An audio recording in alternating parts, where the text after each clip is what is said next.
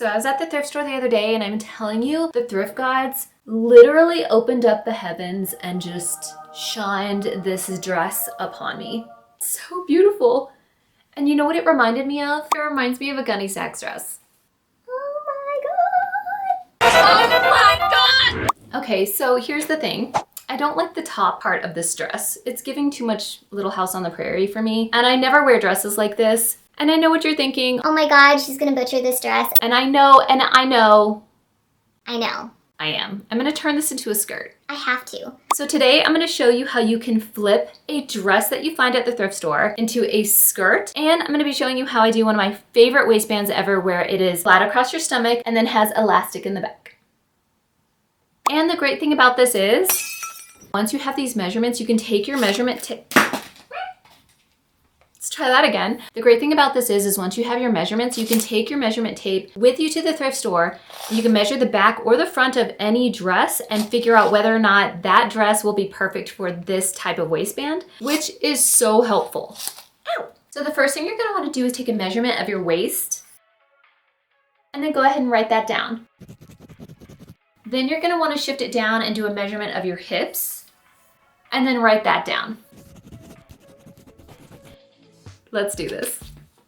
For the math part of my waistband, I first divide the waist measurement in half and then add back in a 1/2 inch seam allowance for each side to get the front part of my waistband. Then I subtract the hip measurement from the front part of my waistband to get the new back measurement. Add back in 1/2 inch seam allowance for each side, and I forgot to mention this is future me telling you this. Add in an extra 2 inches to the back of the waistband so that you are not struggling to get this up and over your hips. Now it's time to cut away the top part of your dress. If the top part of your dress has gathering in it, just know that you are going to lose all of that after you cut into it, and you will need to put it back in later. If your dress has a lining, make sure to stitch the lining back to the now top part of your skirt so you don't lose it, which mine did have a lining. Sometimes it doesn't, sometimes it does. Now I can work on the waistband.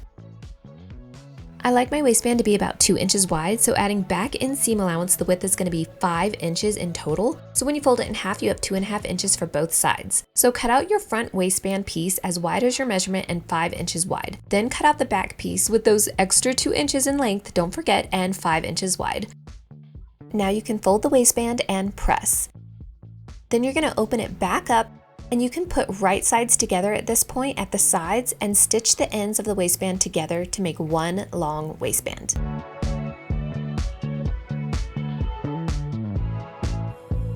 At this point, you should have a pressed seam that marks where the waistband was folded in half still, and now you can pick which side will be the front that people will see and which part is going to be the inside that touches your stomach, and you can mark it if you need to. And then on the front of the waistband that people will see, on the raw edges, you're going to fold towards the inside about 1/4 inch and press all the way around.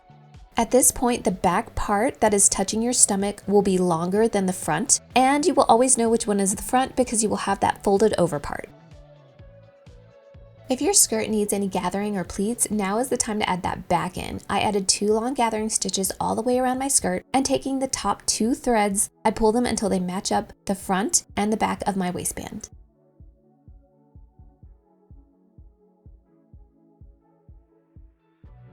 Okay, so now you're gonna take some elastic, and I'm using 1 inch elastic. I got this off of Amazon, and I will link my Amazon below for some of the stuff that I've purchased, which are super helpful when it comes to sewing. Anyway, so I bought this elastic. There's so much of it. It's amazing, especially with Joann's being gone. So go ahead and take your elastic, cut you a piece that is longer than what you need. Okay, so I have a piece of elastic. I'm gonna put it where I want it to go on one side. Then I'm gonna pull and give it some stretch. You don't want it super tight where it's like this and like hurting you, but you do want it to have some stretch in there because it's going to pull everything together in the back of your waistband. So go ahead and pull, and then you can mark where it feels comfortable on the back of your body. That feels comfortable for me. My thumb is marking it right here. So now I can go ahead and above my thumb, I'm gonna cut that piece. And this is the elastic piece that's gonna go onto the back of my waistband. Let's put that on. And now I can add the elastic piece to the back part of the waistband. Flip the waistband to the wrong sides facing out. Remember, the side that has the folded edge is the top. We're going to put the elastic on the side that does not have the fold over. Pin the elastic up close to the middle fold and do this for both sides and stitch. Now we can attach it to the skirt. You're just going to flip the waistband, the side without the fold over, onto the inside of your skirt. It will be pretty sides touching the inside. Match up the side seams and go ahead and pin the waistband all the way around, fixing the gathering stitches when needed. Once it is fully pinned, stitch it in place all the way around and serge. If you don't have a serger, you can use a zigzag stitch. Make sure the elastic piece is towards the long piece of the waistband, which is the back, and make sure the raw edge of the skirt around the waist is facing up before pinning. And now you can fold the front part of the waistband over. I always start by lining up the side seams and pinning there first, then working my way around the stomach area.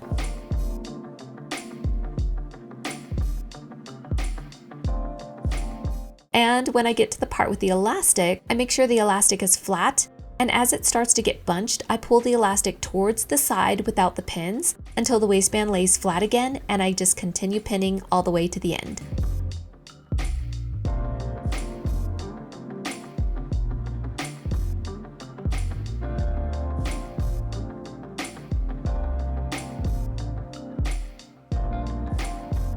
And now it's time to take it to the sewing machine. I just line it up on the sewing machine with the foot close to the pinned edge of the waistband. And I always stitch the front part of the waistband first, starting at the side seam. I go around slowly and close to the edge.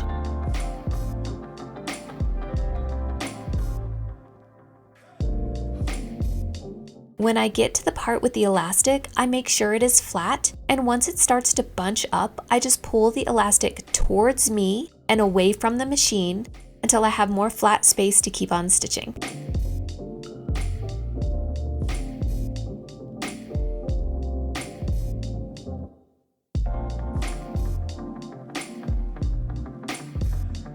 When I get to the end, I just backstitch and voila, it's done. It's so cute.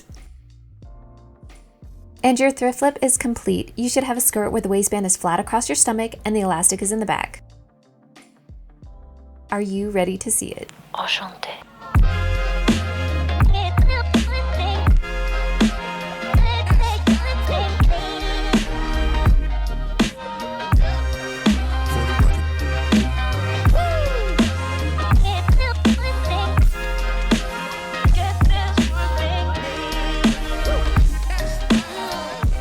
And I love this because now it's a true high-waisted skirt. You can choose where your waist is, where you want it to be. You can even make this lower if you like, but I like my skirts to be high-waisted. It's super comfortable, and this turned out so cute. And now that you know how to do this, you can do this with so many other dresses.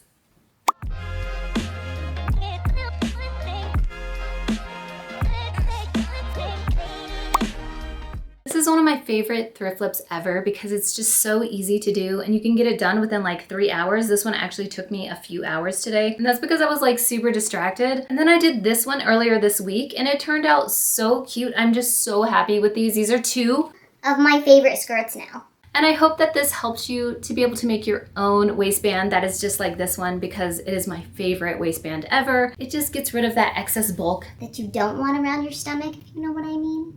I hope you loved this video, and I hope now you can go to the thrift store and buy any dress you want and turn it into the skirt of your dreams. If there are any questions that you have for me, if I didn't explain something as well as I hope I did, let me know in the comments and I will definitely answer them for you. Also, don't think that you have to use just this waistband. Obviously, there are other waistbands, and I am going to show you another waistband that I use tutorial coming up soon, so stay tuned for that, and I will see you guys again soon.